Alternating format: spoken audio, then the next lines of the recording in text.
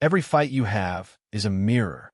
It shows something inside you long before it shows up in the other person. Today you will see why the same fights keep repeating. You will also learn how to stop that loop with simple steps you can use tonight. This is not generic self-help. You will not get slogans or pep talk. You will get clear, practical tools. Why does the same argument keep coming back, like a radio stuck on one song?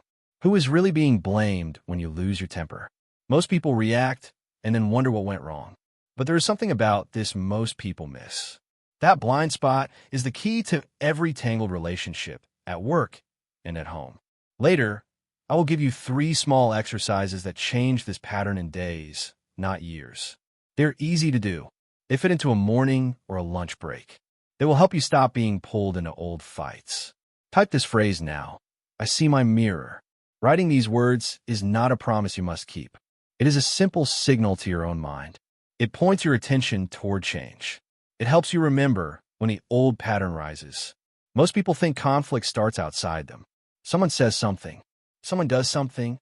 A button is pushed. You react. You call that normal. But what if the button was placed there long ago? What if the person across from you has only pressed that old button because it was ready to press? This is not a judgment. It is an observation about how the mind learns. Imagine a calm pond in the woods. A pebble drops in. The water ripples. You see the wave move outward. But the pattern of ripples depends on the shape of the shore. If the shore is straight, the ripple fades easily.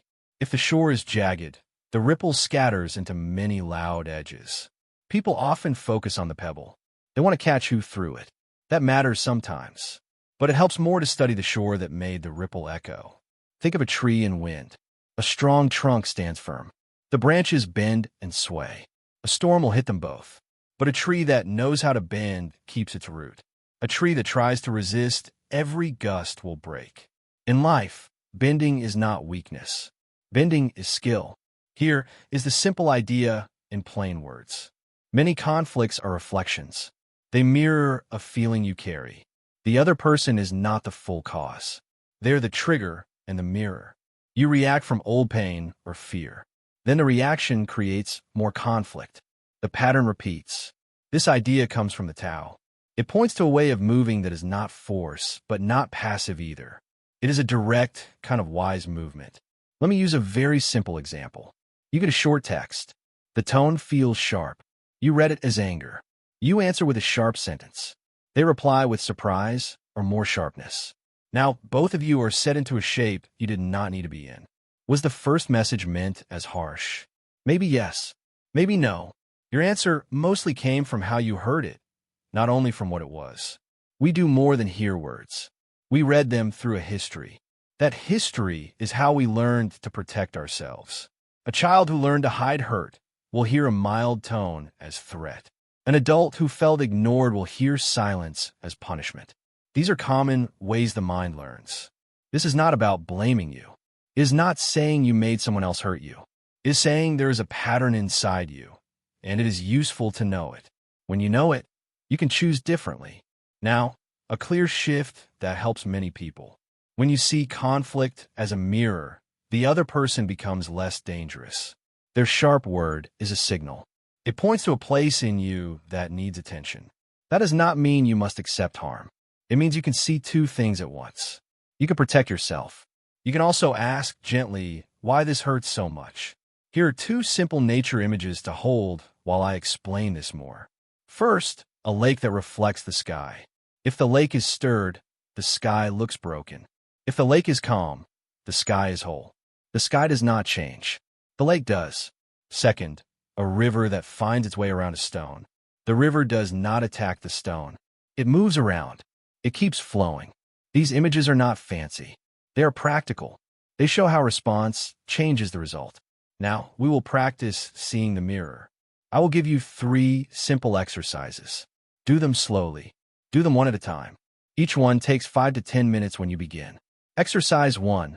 The mirror pause.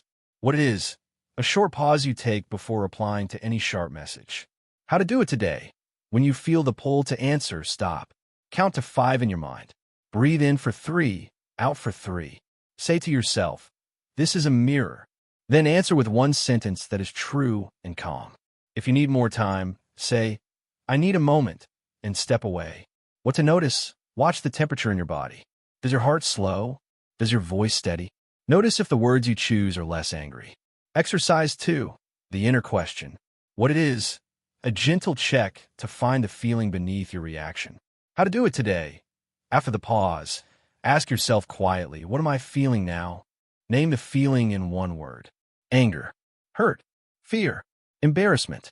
Do not judge the feeling. Just name it. If you can, trace where you feel it in your body. Is it tight in the chest? Hot in the face? What to notice? The goal is to see the feeling, not to erase it. When you name it, it often loses some power. You stop reacting from unknown energy. Exercise 3. The mirror question to others. What is a soft way to invite clarity without accusation? How to do it today? When the moment is calmer, say, when you said X, I felt Y. Keep the sentence short. Then ask, what did you mean by that? Listen without interrupting. Let the other person answer. If they're defensive, stay quiet and breathe. What to notice? Notice how the tone of the conversation shifts. Often the other person explains and the heat goes down. Sometimes they reflect your feeling back. That reflection is not blame. It is information. Each of these exercises trains your attention. They are small. They build a new habit. In time, your nervous system learns a different groove. A common relief comes from one simple perspective shift. You're not broken because you feel strong emotion. Emotions are signs, not defects. They point you to what matters. Anger often covers deeper fear. Shame often covers a need for belonging. Jealousy often points to a desire for meaning. When you name the feeling, it gets smaller. When it gets smaller, you can move. Now, a short story to make this real. A woman named Maya worked in an office where the team meetings were loud.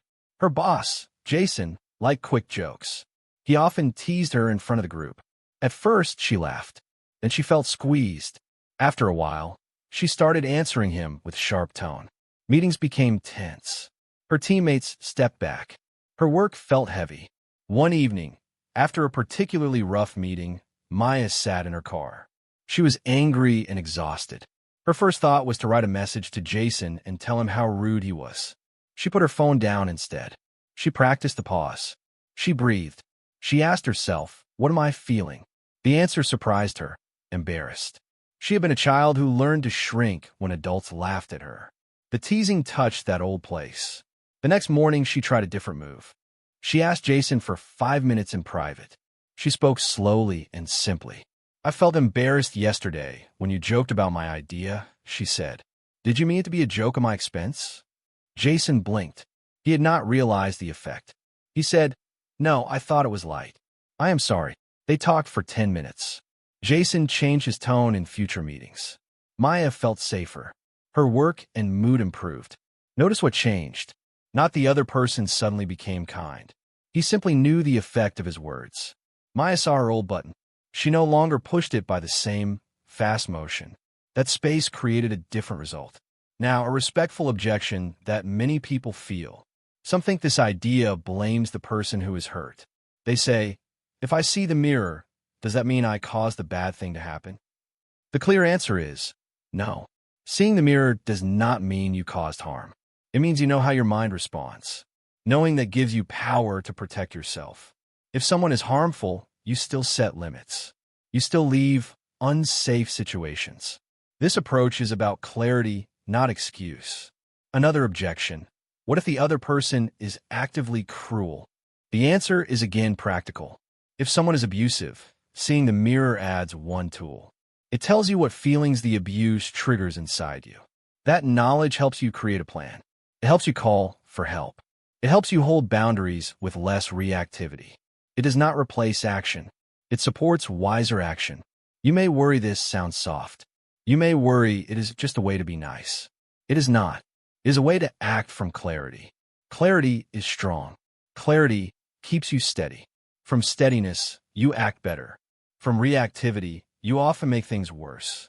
Let's look at how this works in a friendship. Two friends, Anna and Lee, planned a weekend trip. Lee canceled at the last minute. Anna felt furious. She called him names in a text. Lee replied with a cold message. They stopped speaking for a month. Weeks later, Anna practiced the mirror pause when she saw a photo of them together. She felt the old flame of anger. She asked herself what else she felt. Beneath the anger was disappointment. She had wanted to be seen. She wrote a calm message to Lee. She said, "I felt disappointed when you canceled. I would like to understand." Lee explained he had a sudden family emergency. He had been afraid to tell her because he did not want to cause worry. When Anna heard that, her anger softened. This pattern is simple. Feelings make our reactions fast. Awareness makes them slower. Slower reactions allow better choices. Let's expand the skill with a small daily practice you could do alone. Call it the mirror journal. Each day, for 5 minutes, write one conflict or tense moment. Write what happened, what you first felt, and what you think was beneath that feeling. Do not write pages. One short paragraph is enough. This trains your mind to notice patterns across days. After a week, you will see a repeat. Maybe most of your tight reactions come from feeling unseen. Maybe they come from fear of being judged. When you see the pattern, you can choose a different small step in future moments. Another practical tool for real-time use, the anchor breath. What it is, a short breathing pattern to steady you when triggered. How to do it today. Inhale slowly for 4 counts. Hold for 2. Exhale for 6. Repeat 3 times. What to notice? Your heartbeat may slow. The impulse to speak immediately may ease. You get the space to choose. A third supportive practice, the role swap. What it is, a short mental exercise to imagine the other person's view. How to do it today. Think of the person who triggered you. Imagine them as if you could walk in their shoes for 2 minutes. What pressures might they carry? What fears? What small kindnesses shape them? Do not use this to excuse harm. Use it to gather information. What to notice? Often your anger softens. You gain curiosity. Curiosity opens the door to real conversation. These practices are small. They do not erase hard emotions. They change how you meet them. Let me name some feelings people often find. Anger, embarrassment, shame, fear, hurt, sadness, jealousy. These feelings are normal. They are part of being human. They are often learned as protection. A child learns to say sharp words to hide pain. An adult learns to withdraw to avoid being hurt. These patterns feel useful. They helped once. They kept you alive in a smaller world. When you call them out as learned protection, not as defects, compassion grows. You can be tough and kind at the same time. You can hold boundaries and see what your reaction reveals. The goal is practical. You will not become perfect. You will become more effective. You will have more options. When a mirror shows a crack, you can repair it. You can do this without shame. Here is one clear experiment to try this week. Pick one repeated conflict you know well. It might be with a partner, a sibling, or a colleague. This week, each time it arises, use the mirror pause. Breathe. Name one feeling. Say one short, calm sentence. Do this for 7 days. Notice what changes. Write 3 small notes about what you observe. You will be surprised how much a small pause changes the music of a conversation. People sometimes ask how long this takes. There is no fixed time. The nervous system learns in small steps. You may feel a difference in days. You will get more steady in weeks. Lasting change often grows over months. Be patient with the process, not with your habit of impatience. Patience is not waiting. Patience is the skillful use of time. A practical note about safety. If you're in danger, or if someone hurts you physically, these steps are not a replacement for help. They are not a reason to stay in harm. Use them as a way to gain clarity in safe moments. Then make a plan with a trusted person or a professional. Trust is real. Boundaries are essential. Let me give one more clear example from the workplace.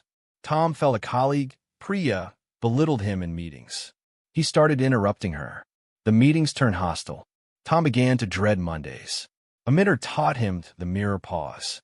Before replying, Tom did 3 anchor breaths. He asked himself what he felt. He saw the feeling. Small, unseen, defensive. He chose to ask Priya later. When you said that, I felt dismissed. What did you mean? Priya explained she had been rushed and sarcastic, not wantonly cruel. Tom shared his feeling. Priya softened her tone. Over time, Meetings became focused. Each time you practice, you add a new skill. It becomes easier to step out of the fast loop. Now, a calm answer to another worry.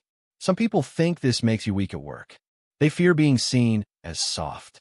In truth, clarity is a strength at work. People who react less make better decisions. They're easier to follow. They influence with steadiness. Steady people are often quiet leaders. Let us end with a small map for your next steps. 1. Use the mirror pause today. When you feel triggered, stop and breathe. 2. Name the feeling. Write it once in your head or on paper. 3. Ask a simple question to the other person when it is safe. Keep your tone calm. Listen. You have seen the idea. You have seen why it matters. You have tools to practice. 3 simple lines to hold with you now. Conflicts show you what matters. A pause gives you a choice. Naming your feeling gives you power. If this helped, please like this video and subscribe to The Sacred Art of Being. That small step helps us keep making calm, practical guides. It also helps you return when you want a reminder. One last question to carry with you today. What is your mirror showing right now?